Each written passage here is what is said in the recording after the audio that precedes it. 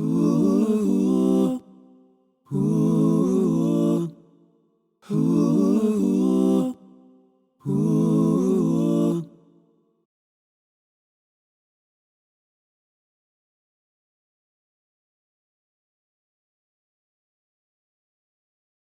We were poached for our gold dust and hickory, honeycomb-flavored magic, all which set the world ablaze with relevance and opulence.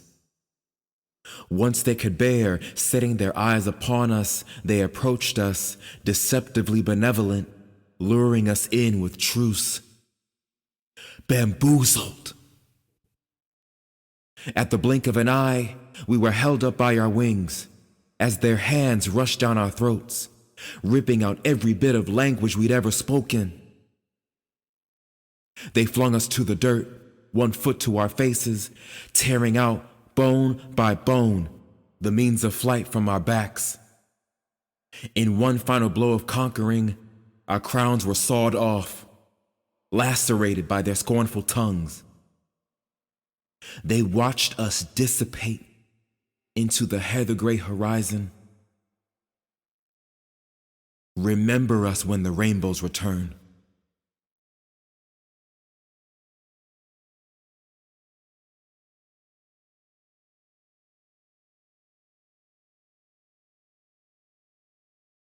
It was a different dimension, a foreign-esque world, one we'd been privy to in past lives, we were told.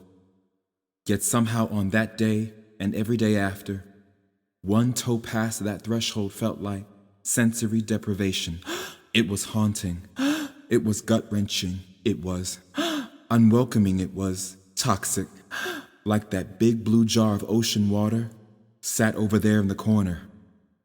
The one that arrested our reflection every other week as we waited on torn cowhide seats, waiting to be shorn like the black sheep we were, scared at how we were to put our trust into the men who exclaimed to hate our guts, and the same men who cheated the game they played the women they loved the freedom of boyhood, but not our type of boyhood, right? Right, it's time. Finally time. After listening to our heartbeat tell us to simply take it, ignore it, swallow it, live through it another day, and it'll all be okay. But I really wish it grew back slower. We're up and the cape floats around our neck, a simple black cloak adorning us how we loved, but dared not show. The moment of fear has arrived. Close your eyes, and it'll all be fine, our inner monologue said, quite a lot to us. In those long moments of torture for beauty's sake. What you want? He said, and we turned our manhood on high, so as to not disturb the neighbors with the decorations we naturally have inside. Fade, just a fade like everyone else, so we can get this over with and fade away. His switch turns on, our light shuts off, and in those 45 minutes we became martyrs for the little ones like us to arrive after us. We fabricated the answers to the questions we feared, waiting with bated breath for a lifeline. Blade against skull. Vibrations that taunt, vibrations that soothe. It was purgatory and we wanted out. So when the burning mist reached our brows, the sting was like heaven, the pain as soft as clouds, and snow sweet like babies dropped from the sky. Then came the time to stare into the glass which held our face. We stared and stared, tried not to smile, and turned to the man giving an approving nod. The cloak, under which our palms floated away. We dapped it up and reached to pay our dues for the culture we uphold so dear. Yet deep down, we know that for us, there's no refuge here.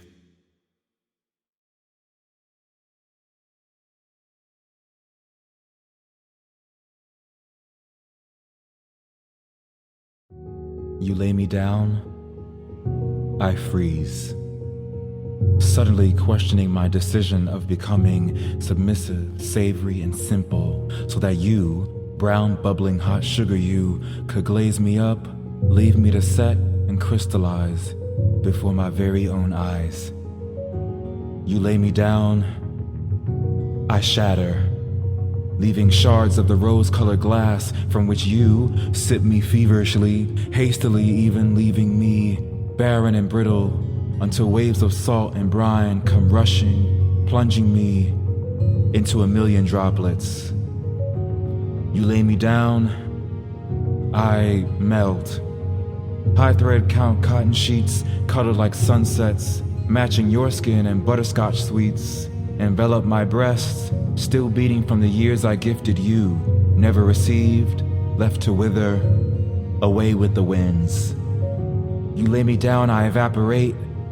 Gray thoughts on steam-white walls illustrate instances of instant gratification and guttural gratitude, for which I, deceptively still-water I, desperately yearn for the remaining nights and masterpieces made with my dreams.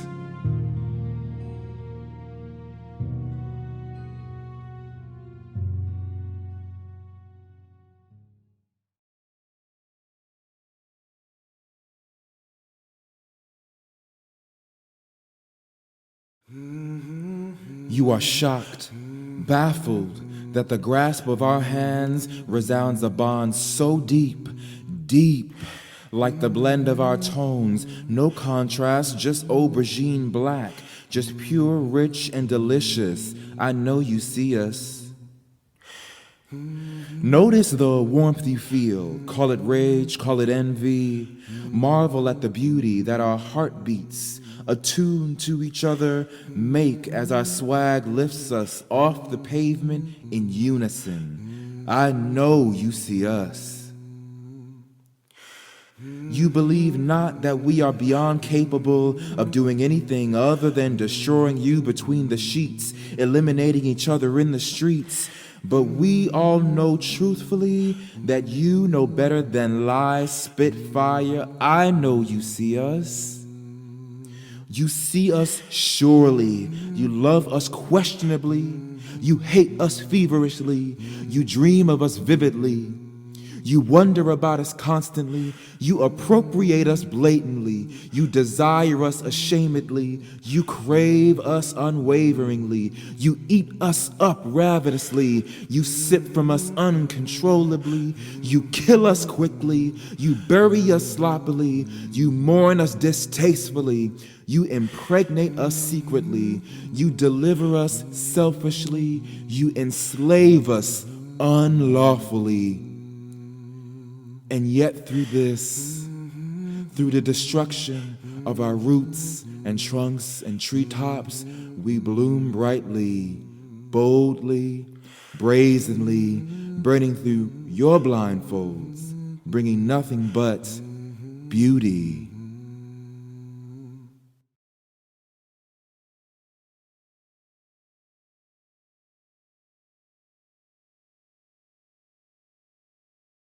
Yes, it is me, darling. This is me. Sorry, I just had a shoot. Couldn't really be on my phone or talk. But this is me. And you can send the things through. The people and the things so that we can see the things that we're supposed to do so that we can do more. Do you understand? Do you understand the drama behind the dramatical art? I'm such a mess right now. Such a mess. If only you would know.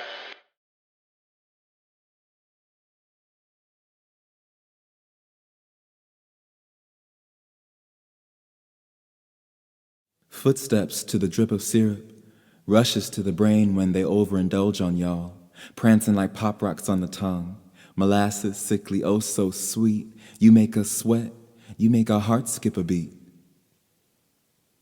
How dare you be so fine? How dare you be so neat? Judy, you remind us of childhood. Unadulterated joy like the sound of little ones playing on swings and jungle gyms, velvety and pink like a springtime rose, warm like home lingering in the nose. How dare you be so soft? How dare you be so gorge? Without you, the day won't break as brightly, and the moon would set upon nothing but the night. Your essence, bird-like and airy, moves amongst us with grace and might. How dare you be so cute?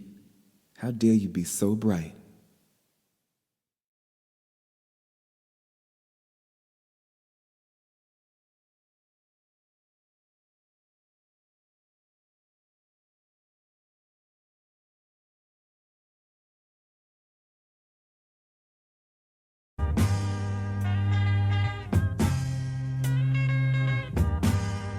Little Black Book, because we do still believe in fairy tales. Little Black Book, withering away from literary lesions we brought upon it in attempt to save our own narratives. Little Black Book, full of those who at least had the decency to walk us to the door and watch our taxis escort us away from the premises. Little Black Book, to protect us from libel and slander, to preserve us from fading into oblivion and antiquity, and to prove that salvation from loneliness was only a stone's throw away.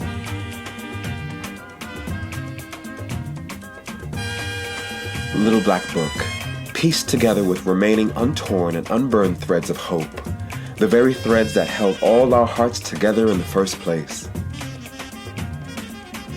Little Black Book, rocked back into slumber, uninterrupted by the sound of persistent tears striking the sticky, waxen wooden floor.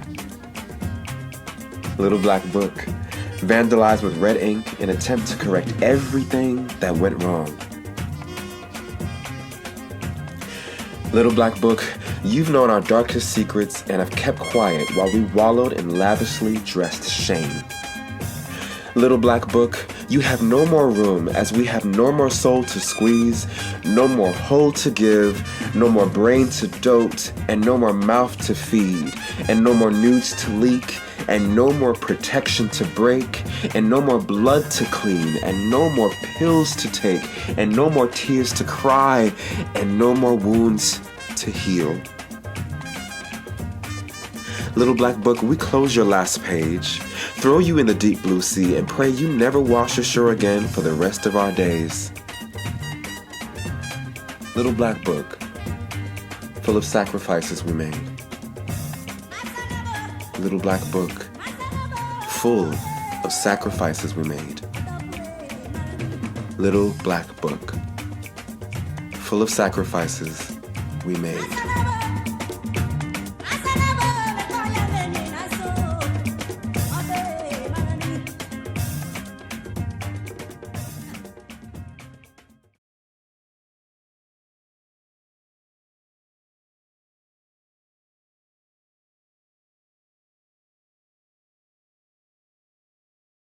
One, two, three.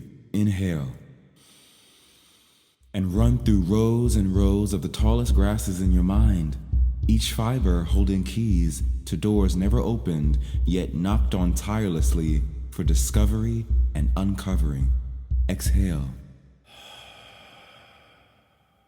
One, two, three. Inhale. And strip off layer after layer of falsehoods and pretend notions of perfection, each layer sandwiching deliciously empty scoops of your wishes ungranted and your desires unfulfilled. Exhale. One, two, three. Inhale. And dream up lives and times of freedom reigning throughout our bones, shining brightly underneath the deeply rooted protector of every spirit we've adopted for the continuation of our survival. Exhale.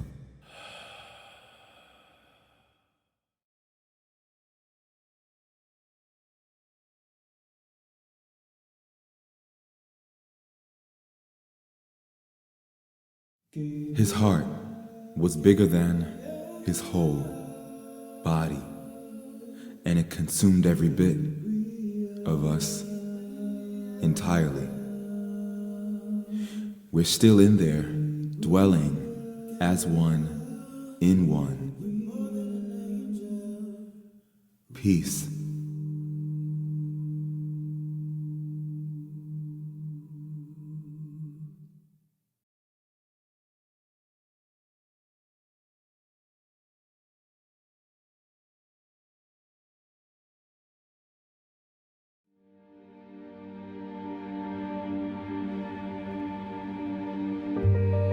Orange skies burn amber, 5 past autumn sunrise, and from the depths of the earth lift our spirited embers, through the cracks of the concrete cold, into the stillness newly born.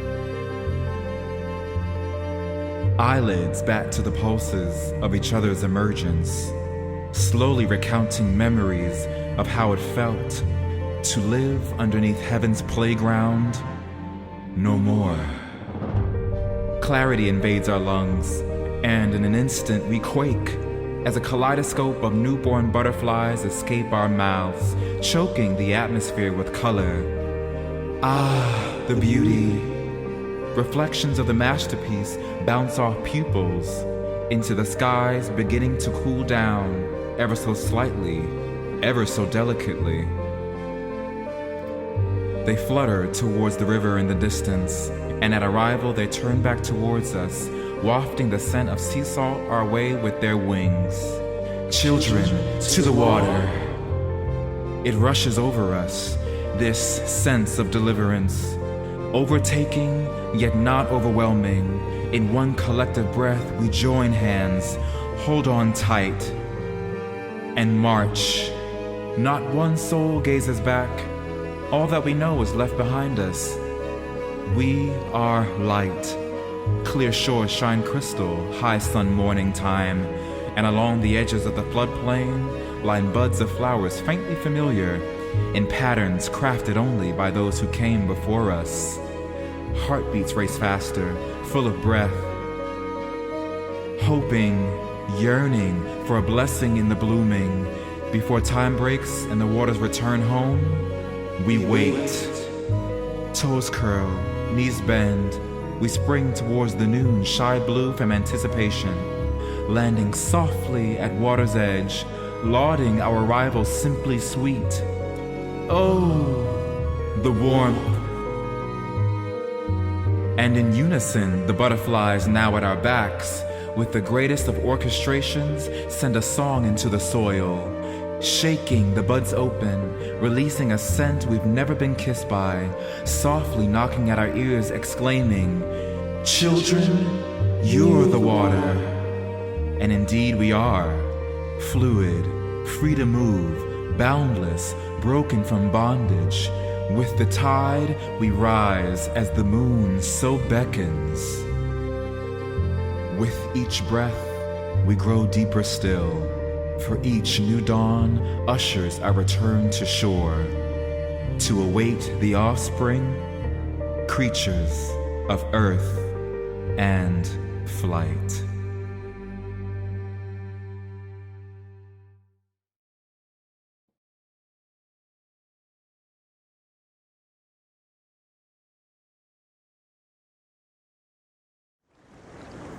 Tell me when the tide is changing and the sweeping sands burn no more.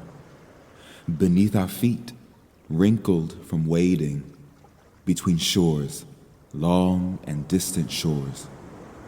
And when the big white star returns to its blackened shadows, only to take the healing water and cleanse our temple's windows, for all to see and hear and feel what gold looks like after the fire, and that every remaining scar is real, continuing our legacy when we expire.